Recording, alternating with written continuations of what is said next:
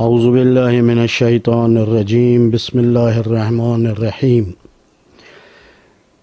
الحمد للہ رب العالمین والصلاة والسلام علی اشرف الانبیاء والمرسلین سیدنا و مولانا ابی القاسم محمد وعلی اہل بیتہ الطیبین الطاہرین المعصومین لا سیما بقیت اللہ فی الارضین عجل اللہ تعالی فرجہ الشریف روحی و ارواحنا لہ الفداء لمقدم ترابہ ولعنۃ اللہ علی اعدائہم اجمعین من الآن الی قیام یوم الدین. اما بعد قال اللہ سبحانہ وتعالی فی کتابہ أَلَمْ تَرَ أَنَّ اللَّهَ يَسْجُدُ لَهُ مَنْ فِي السَّمَاوَاتِ وَمَنْ فِي الْأَرْضِ وَالشَّمْسُ وَالْقَمَرُ وَالنُّجُومُ وَالْجِبَالُ وَالشَّجَرُ وَالدَّوَابُ وَكَثِيرٌ مِنَ النَّاسِ. ہم نے جس موضوع کا آغاز کیا تھا عبادت و تقوی، اور اس کے لیے عرض کیا تھا کہ عبادت ہر انسان کی ضرورت ہے، نہ فقط مسلمان و مومن کی. اور پھر ہم نے عرض کیا تھا کہ عبادت کا دائرہ بہت ہی وسیع ہے اسلام میں. اس کے اوپر چند روایات آپ کی خدمت میں عرض کی تھی. عبادت کے حوالے سے آج ایک اور اہم بات آپ لوگوں کی خدمت میں عرض کرنا چاہتا ہوں، اور وہ یہ ہے کہ کیا فقط عبادت انسان ہی کرتا ہے یا کائنات میں اور بھی موجودات ہیں کہ جو پروردگار عالم کی عبادت میں مصروف ہیں؟ قرآن کی تعلیمات میں زمین و آسمانوں کی کوئی بھی شے ایسی نہیں ہے کہ جو اپنے رب کی عبادت میں مصروف نہ ہو.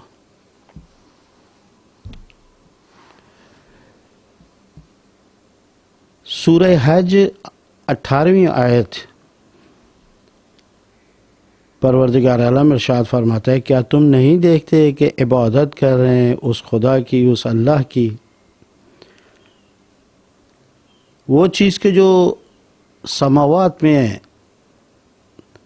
بس سما ایک نہیں ہے، آسمان ایک نہیں ہے، سماوات جمع کا صیغہ ہے.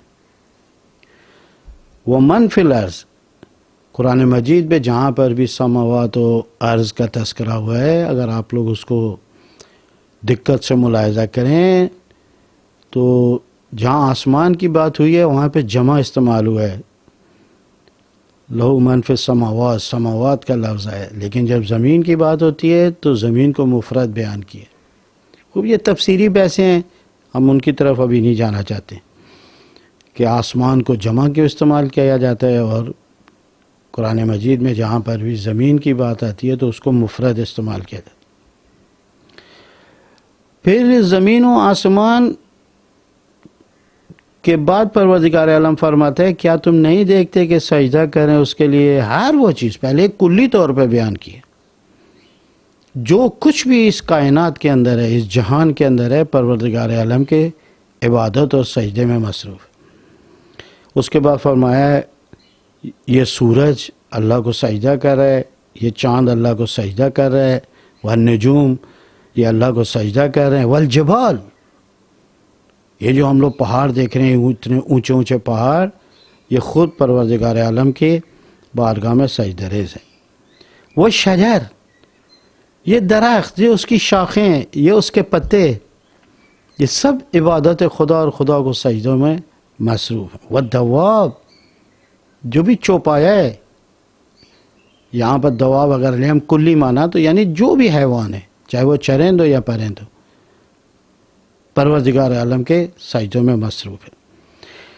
ہر شے کائنات کی پروردگار عالم کو سجدے میں مصروف ہے. کلی بیان کیا ہے، یعنی شمس، نجوم، ایسا نہیں کہ کچھ تارے کر رہے ہیں کچھ ستارے نہیں کر رہے ہیں، کچھ سیارے کر رہے ہیں کچھ نہیں کر رہے. والجبال ایسا نہیں ہے کہ کچھ پہاڑ اللہ کو سجدہ کر رہے ہیں کچھ نہیں کر رہے. دنیا میں جتنے بھی پہاڑ ہیں وہ سب پروردگار عالم کو سجدے میں. درخت سارے کے سارے پروردگار عالم کی بارگاہ میں سجدہ ریز ہیں، حیوانات اسی طریقے سے. لیکن جب انسانوں کا تذکرہ ہوا تو کلی ذکر نہیں کیا کہ تمام انسان اللہ کو سجدہ کریں، اللہ کی عبادت میں مصروف ہیں. وہاں کا وَكَثِيرٌ مِّنَ النَّاسِ، لوگوں کی اکثریت. آج کے دور میں پتہ نہیں اکثریت یا اقلیت جو ہے پروردگار عالم کی عبادت میں مصروف ہے، لیکن قرآن مجید کہہ رہا ہے کہ دوسرے موجودات کی طرح نہیں ہے انسان. دوسری موجودات ساری کی ساری خدا کو عبادت میں مصروف ہیں، سجدے میں مصروف ہیں، لیکن انسانوں میں سے اکثریت ہے جو اس کی عبادت اور سجدوں میں مصروف ہے. سورہ رعد کے اندر آپ لوگ دیکھیں فرماتے پروردگار فرماتا ہے وَلِلَّهِ يَسْجُدُ مَن فِي السَّمَاوَاتِ وَالْأَرْضِ. یہاں پر بھی سماوات کا تذکرہ ہوا، جمع کا صیغہ استعمال ہوا سماوات. سما اس کے مفرد ہے، لیکن جب زمین کی بات ہوئی تو کہا ارض، یعنی ایک طون و کرن.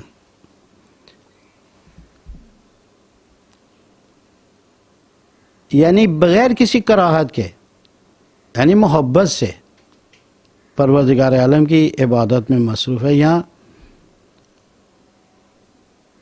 اختیاری طور پہ، یہاں زبردستی.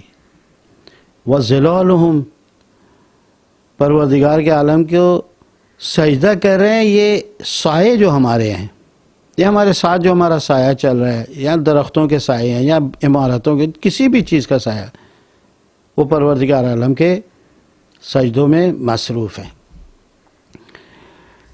ایک آیت اور آپ لوگوں کی خدمت میں عرض کروں کہ فرماتے ہیں وَالنَّجْمُ وَالشَّجَرُ یسجدان. سورہ رحمان کے اندر یہ الگ سے بیان ہوا، حالانکہ سورہ حج کی آیت کے اندر یہ مفہوم جو ہے یہ بیان ہو چکا ہے کہ پروردگار عالم کو نجوم اور شجر جو ہیں یہ سجدوں میں، والنجوم والشمس والقمر والنجوم والجبال عبادت میں مصروف ہیں، سجدوں میں مصروف ہیں.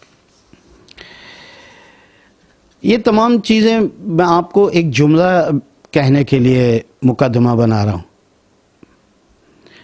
اس کے بعد ایک دعا ہے جو مولا امیر المومنین علیہ الصلوۃ والسلام کی ہے، لیکن اس دعا کو جناب زینب صلوات اللہ وسلم علیہ نے عاشورے کے روز شام غریبہ میں نماز مغرب کے بعد اس مناجات کو اور اس دعا کو پڑھا.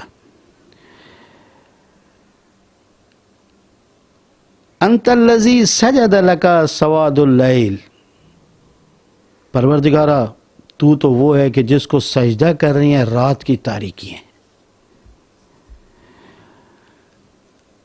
دنیا میں اکثر گناہوں کے لیے جو وقت چنا جاتا ہے کسی دن کا، وہ رات کا وقت ہے.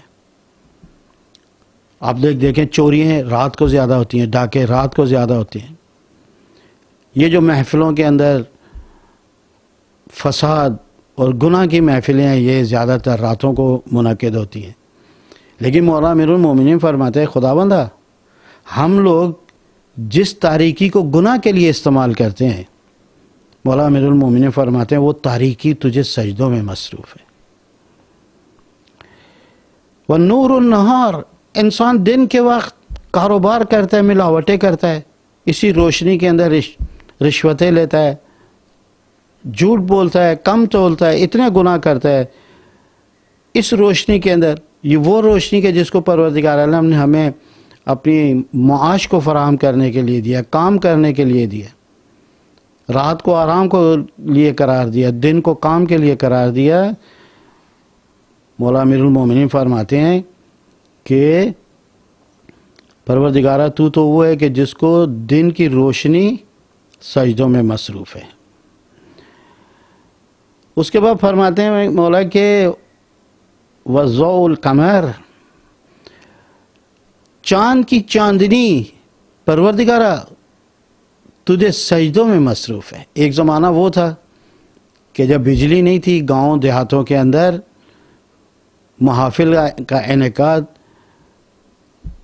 شادی ہو یا کوئی اور خوشی کا موقع ہو، اس کے لیے جن راتوں کا انتخاب کیا جاتا تھا وہ 13، 14 اور 15 مہینے کی تاریخ کا انتخاب ہوتا تھا، چونکہ اس میں چاند جو ہے وہ پورا ہوتا ہے، روشنی زیادہ ہوتی ہے، وہ کہ چاند کی چاندنی تجھے سجدوں میں مصروف ہے۔ وشعاع الشمس، پروردگار ہے یہ جو آج اتنی گرمی برسا رہا ہے سورج ہمارے اوپر، اور یہ تپش اس کی آ رہی ہے، اس کی کرنیں ہمارے اوپر طرف آ رہی ہیں، اس کی حرارت ہماری طرف آ رہی ہے، مولا امیر المومنین فرما رہے ہیں پروردگار ہے یہ تجھے سجدوں میں مصروف ہے۔ وہی گرمی کی شعاعیں، وہی حرارت سورج کی کہ جس کو ہم اپنے لیے عذاب سمجھ رہے ہیں، حالانکہ کسی کو کیا معلوم کہ یہ کتنی بڑی نعمت ہے۔ پہاڑوں پر برف، اگر یہ سورج کی شعاعیں اس کو نہ پگھلائیں، وہ آبشاروں میں تبدیل نہ ہوں، وہ چشموں میں تبدیل نہ ہوں، وہ نہروں میں تبدیل نہ ہوں، وہ نہروں سے پھر دریاؤں میں آتا ہے، دریاؤں سے پھر وہ ہمارے شہروں میں آتا ہے، ہماری زمینوں کو جا کے آباد کرتا ہے، کس قدر عظیم نعمت ہے۔ اگر یہ سورج کی شعاعیں نہ ہوں، ہماری فصلیں نہ پکیں، ہمیں گندم نہ ملے، ہمیں چاول نہ ملے، ہمیں دوسری اجناس نہ ملے، یہ تجھے سجدوں میں مصروف ہے۔ وخفیف الشجر، یہ جو درختوں کے پتوں کی سرسراہٹیں ہیں یہ تجھے سجدوں میں مصروف ہیں۔ راتوں کو جب یہ پتے ہلتے ہیں اور ایک آواز نکلتی ہے، تو اگر انسان جنگل میں جا رہا ہو تو ان درختوں کے پتوں کی آواز سے اسے اندر خوف پیدا ہوتا ہے، وہ ڈرنے لگتا ہے۔ لیکن مولا امیر المومنین فرماتے ہیں کہ یہ لوگ جس آواز سے ڈر رہے ہیں، پروردگار تجھے سجدوں میں مصروف ہے۔ وَدُوِّ الْمَاء، یہ پانی کی موجیں، اور ان موجوں میں سے جو آواز اٹھتی ہے بڑی دہشتناک ہوتی ہے، بڑی خوفناک آواز ہوتی ہے۔ انسان کبھی سمندر کے کنارے بیٹھے لہروں میں سے جو آواز اٹھتی ہے کس قدر خطرناک ہوتی ہے، کہا یہ تجھے سجدوں میں مصروف ہے۔ بس آپ لوگوں نے دیکھا کہ زمین و آسمان کی ہر شے، چاند، سورج، ستارے، پہاڑ، درخت، حیوانات، اکثر لوگ پروردگار عالم کی سجدوں میں مصروف ہیں، اور مولا امیر المومنین فرماتے ہیں کہ یہ رات کی تاریکیاں، دن کی روشنی، چاند کی چاندنی، سورج کی شعاعیں، اور یہ درختوں کے پتوں کی سرسراہٹیں، اور یہ پانی کی لہروں سے اٹھنے والی آوازیں، یہ سب تجھے سجدے میں مصروف ہیں۔ جناب میں نے یہ سب سے پہلے جب یہ مناجات جناب زینب سے پڑھی تھی تو میں عظمت کا قائل ہوا تھا کہ بی بی کی کیا معرفت ہے، کہ ہر شے کو عبادت گزار دیکھ رہی ہیں۔ اب یہاں پر میں دو باتیں آپ لوگوں کی خدمت میں عرض کرنا چاہتا ہوں۔ ایک تو یہ کہ اگر قرآن مجید ہمیں یہ بتا رہا ہے کہ زمین اور آسمانوں کی ہر شے اللہ کو سجدہ کر رہی ہے، اس کی عبادت میں مصروف ہے، سورج اس کی عبادت میں مصروف ہے، چاند اس کی عبادت میں مصروف ہے، یہ ستارے، یہ پہاڑ، یہ درخت، یہ حیوانات اس کی عبادت میں مصروف ہیں، اگر یہ تاریکی اور روشنی اللہ کی عبادت میں مصروف ہیں، اگر یہ چاند کی روشنی اور سورج کی کرنیں اللہ کی عبادت میں مصروف ہیں، یہ اس بات کا ثبوت ہے کہ ان لوگوں کو اپنے خالق کی معرفت ہے کسی نہ کسی حد تک۔ جب معرفت ہے تو وہ اپنے آپ کو جھکا رہے ہیں، جب ان کے پاس یہ معرفت ہے تو وہ اس کی عبادت کے اندر مصروف ہیں۔ بس نسبت، شناخت نسبی جس کو ہم کہتے ہیں، یا اردو میں کہیں تھوڑی بہت معرفت ان کی موجود ہے، لیکن پھر بھی ان کی عبادتیں اس معیار اور اس کمال تک نہیں پہنچ سکتی جو انسان کی عبادت ہے۔ کیوں؟ ان کی عبادتیں اجبار کی عبادتیں، اختیاری نہیں ہیں، پروردگار عالم نے ان کو عبادت پہ لگایا ہے، یہ لگے ہوئے ہیں، لیکن یہ انسان ہے کہ جو اپنی خواہشات کو چھوڑ کے، اپنے آرام و سکون کو چھوڑ کے، اس کے اندر گناہ کی بھی طاقت ہے، اس کو چھوڑ کر اپنے اختیار سے اللہ کی معرفت پیدا کرتا ہے، اور معرفت کے بعد اس کی عبادت کرتا ہے۔ چونکہ انسان کی عبادت اختیار کی عبادت ہے، لہٰذا وہ باکمال ہے۔ اگرچہ یہ ساری چیزیں اللہ کی عبادت کر رہی ہیں، لیکن اس کمال اور اس درجے کی عبادت نہیں ہے کہ جو انسان کی عبادت یعنی انسان کی عبادت کی یہ برابری نہیں کر سکتے. ایک تو یہ مطلب ہے. دوسری بات میں آپ لوگوں کی خدمت میں جو اس سے اہم عرض کرنے لگا وہ یہ کہ عزیزو، ہم جس ماحول میں زندگی کر رہے ہیں،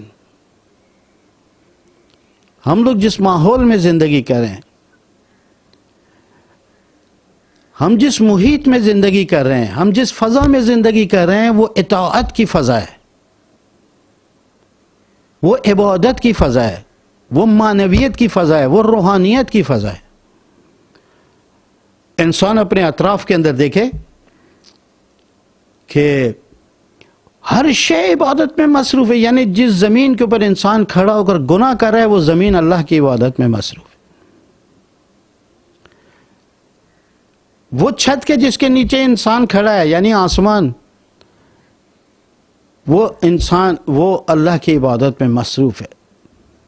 یہ ہوائیں، یہ نعمتیں وہ جو کھا رہا ہے یہ ساری کی ساری عبادت میں مصروف ہے. یہ جو پانی پی رہا ہے اللہ کی عبادت میں مصروف ہے.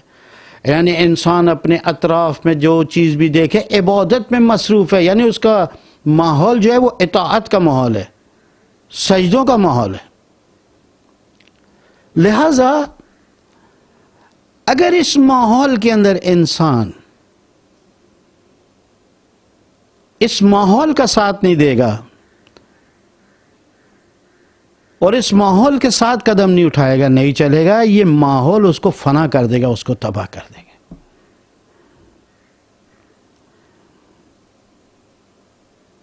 آپ لوگ دیکھیں جو چیز بھی مخالفت میں چلتی ہے بالآخر اس کو خطرات ہوتے ہیں. طوفانوں کے مقابلے میں جو چلے گا بالآخر طوفان اس کو فنا کرے گا، اس کو تباہ کر دے گا. اسی لیے عزیزو، آپ اپنے اطراف کے اندر جتنی بھی چیزیں ہیں، یعنی جس زمین کے اوپر کھڑے ہو کر ہم خدائے نخواستہ اللہ کی معصیت کرتے ہیں اور گناہ کرتے ہیں، وہ زمین شعور رکھتی ہے. حتیٰ انسان کے اپنے بدن کے اندر کہ روز قیامت پروردگار عالم وہ زبان جو ہماری دنیا میں دفاع کرتی ہے، ہم جھوٹ بول کر اپنا دفاع کر جاتے ہیں، ہم غلط عذر پیش کر کے اپنا دفاع کر جاتے ہیں. پروردگار عالم اس زمان کو روز قیامت جو ہے وہ خاموش کر دے گا، اور وہ اعضاء و جوارح جن سے ہم لوگ کام لیتے ہیں اور وہ ہمارے خلاف گواہی نہیں دیتے ہیں نہ دنیا میں، روز قیامت ہمارے خلاف گواہی دیں گے. یعنی ان ہاتھوں کو شعور ہے کہ یہ بندہ جس سے کہ بدن میں لگا ہوا ہوں یہ مجھ سے کیا کام لے رہا ہے. ان آنکھوں کو شعور ہے کہ اس انسان کی آنکھ چہرے کے اندر میں لگی ہوئی ہوں، اس کو شعور ہے کہ یہ مجھ سے کیا استفادہ کر رہا ہے. آیا یہ ماں باپ کو محبت سے دیکھ رہا ہے یا نامحرم کو دیکھ رہا ہے؟ ان ہاتھوں کو شعور ہے کہ آیا یہ میرے سے کچھ گناہ کا کام لے رہا ہے یا اطاعت کا کام لے رہا ہے؟ آیا یہ یتیم پہ تشدد کر رہا ہے ان ہاتھوں سے، یا یتیم سے اس کے سر کے اوپر شفقت کا ہاتھ پھیر رہا ہے؟ ان ہاتھوں کو شعور ہے، ان پاؤں کو شعور ہے. یہ شعور ان کے پاس ہے، اسی لیے تو روز قیامت انسان کے خلاف یہ گواہی دیں گے. لہذا عزیزو، جیسا کہ پیغمبر اکرم نے بھی فرمایا کہ آپ لوگ روزہ فقط اس بات کا نام نہیں ہے کہ 12-14 گھنٹے فقط آپ لوگوں نے کھانا پینا چھوڑ دیا بلکہ ہر شے کا انسان کے لیے روزے دار ہونا چاہیے، اس کے اعضاء و جوارح کو بھی روزے دار ہونا چاہیے. بس عزیزو، ہمارے اطراف میں جتنی بھی چیزیں ہیں وہ ساری کی ساری عبادت الہی میں مصروف ہیں، جیسے کہ قرآن بتا رہے. اسی لیے میں اکثر کہتا ہوں، آج کل میں اسلام آباد میں کوئی ہوٹل بن رہا ہے، وہاں پر میں نے جب اخبار میں پڑھا کہ وہاں کے ایک ہوٹل بنانے کے لیے مارگیلا کی پہاڑیوں کے اوپر درختوں کو کاٹا گیا، میرا دل بڑا خراب ہوا. انسان اپنی آسائش کے لیے ان چیزوں کو سکھا دیتا ہے جو پروردگار عالم کی عبادت میں مصروف ہے. ان پھولوں کو نہ توڑا کریں عزیزو، ان درختوں کے پتوں کو نہ توڑا کریں. کیوں اس چیز کو سکھا دیتے ہیں اور فنا کر دیتے ہیں کہ جو اللہ کی عبادت میں مصروف ہے. ان درختوں کو نہ کاٹا کریں، یہ اللہ کی عبادت کے اندر مصروف ہیں اور یہ ہمارے ہی فائدے کے لیے.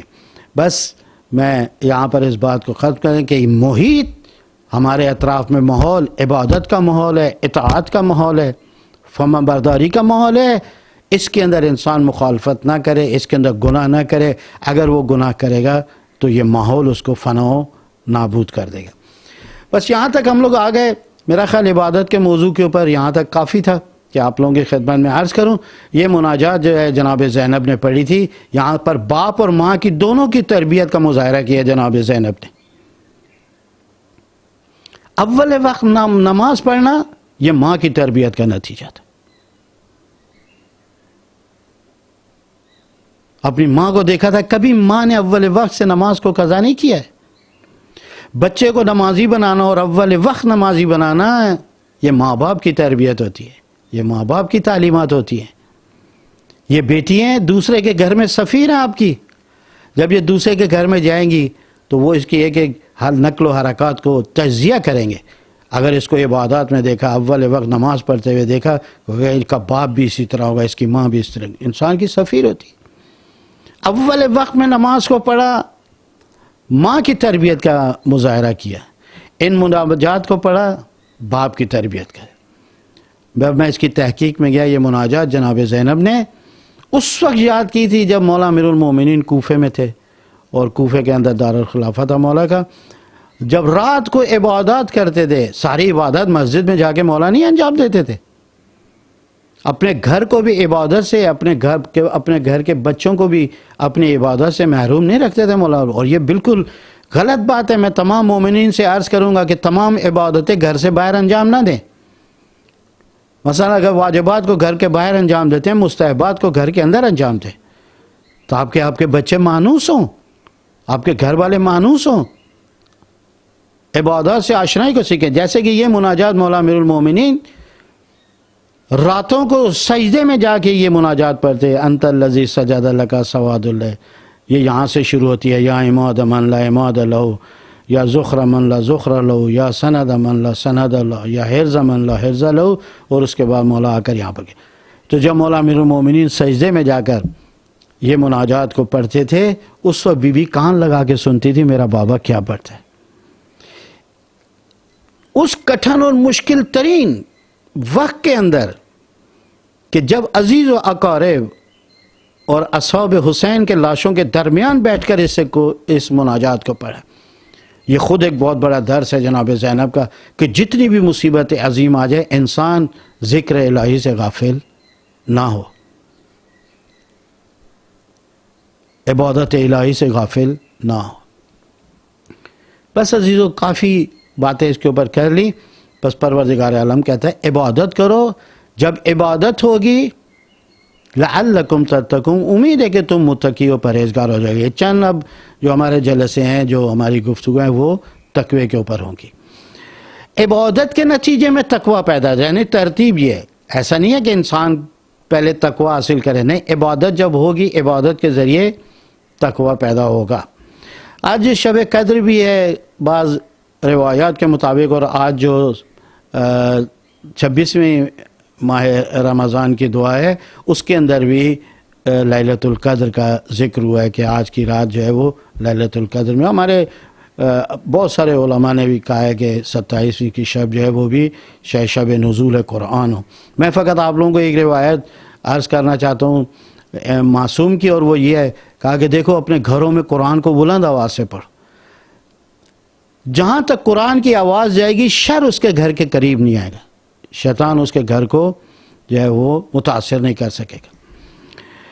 تو قرآن مجید جب عبادت کرے گا، انسان تقوی پیدا ہوگا.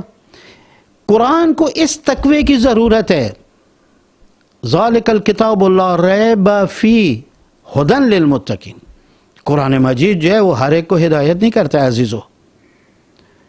اس شخص کو ہدایت کرتا ہے کہ جس کے اندر تقوی و متقین کو یہ ہدایت کرتا ہے. یہاں ایک جملہ بات آپ لوگوں کی خدمت میں عرض کروں کہ یہاں پر میں نے آپ لوگوں کو شروع میں بھی کہا تھا، المومن یحتاج الی ثلاث خصال، التوفیق من اللہ، و قبول ما من ینسہہ. انسان جو ہے وہ 3-4 چیزوں کو واعظ من نفس سے. ایک تو یہ کہ اللہ کی توفیق کا انسان ہمیشہ محتاج ہے. دوسرا اپنے اندر سے اپنے آپ کو نصیحت کرے اس کا محتاج ہے. اور تیسری چیز یہ کہ جو اس کو نصیحت کرے اس کو قبول کرے. یہ میں کہا پہلے یا دوسرے درس کے اندر میں نے بات کی تھی, یہ روایت کو پڑھا تھا. واعظ من نفسہ و قبول ما ینصحہ, جو اس کو نصیحت کر رہا ہے اس کی بات کو قبول کرے. یہاں متقی, اگر انسان متقی و پرہیزگار ہے تو وہ ہدایت یافتہ ہے. لیکن قرآن کہہ رہا ہے کہ متقیوں آیا پس ہم تقوی پہلا ہونا چاہیے. ہمارے کو قرآن کی معرفت نہیں ہے. قرآن کہتا ہے تقوی ہو تو میں ہدایت کروں گا. ہم یہ کہہ رہے ہیں کہ نہیں, پہلے قرآن پڑھو پھر تقوی حاصل ہوگا. آخر اس کا مطلب کیا ہے کہ متقی ہوگا؟ اگر انسان واقعا متقی و پرہیزگار ہے تو وہ ہدایت یافتہ, اس کو ہدایت کی ضرورت نہیں ہے. علماء نے یہاں پر اس تقوی کو تعبیر کیا ہے, یعنی انسان کے اندر کم سے کم اتنی صلاحیت ہو کہ جب اس کو ہدایت کی جائے تو وہ ہدایت کو قبول کرے. یعنی جب اس کو سمجھایا جائے تو وہ سمجھ جائے. اکثر لوگ میں نے دیکھا ہے کہ جب والدین ان سے پوچھتے ہیں کہ تمہیں کس قسم کی خاتون سے شادی کرنی ہے, تو وہ فقط اتنا کہتے ہیں, وہ یہ نہیں کہتے کہ بہت پڑھی لکھی ہو, بہت سمجھدار ہو, بہت بااخلاق ہو. وہ جو شرط قرار دیتے ہیں اپنے والدین کے لیے کسی بچی کو انتخاب کرنے کی, وہ یہ ہوتی ہے کہ ماں ایسی خاتون کو لے آئیں کہ جو میری بات کو ہضم کر سکے, سمجھ سکے اور اس پہ عمل کر لے. میں نہیں چاہتا ہوں کہ وہ بہت ہی متقی و پرہیزگار ہو.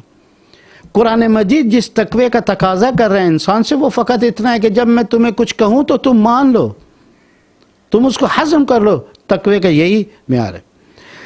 یہ تقوی کی انشاءاللہ کل سے جب ہم گفتگو کو شروع کریں گے, مولا امیر المومنین کو آپ کے تقوی کی ضرورت ہے, اسلام کو آپ کے تقوی کی ضرورت ہے, اسلامک کلچر اور ثقافت کو آپ کے تقوی کی ضرورت ہے. انشاءاللہ جب ہم کل سے گفتگو شروع کریں گے, لوگوں کے حقوق کے لیے آپ کے تقوی کی ضرورت ہے.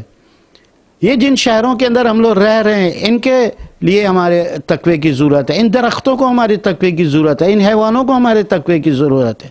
ہمارے اطراف میں جو بھی چیز ہے اس کو تقوی کی ضرورت ہے. ہمارے خانوادے کو ہمارے تقوی کی ضرورت ہے. ہمارے معاشرے کو ہمارے تقوی کی ضرورت ہے.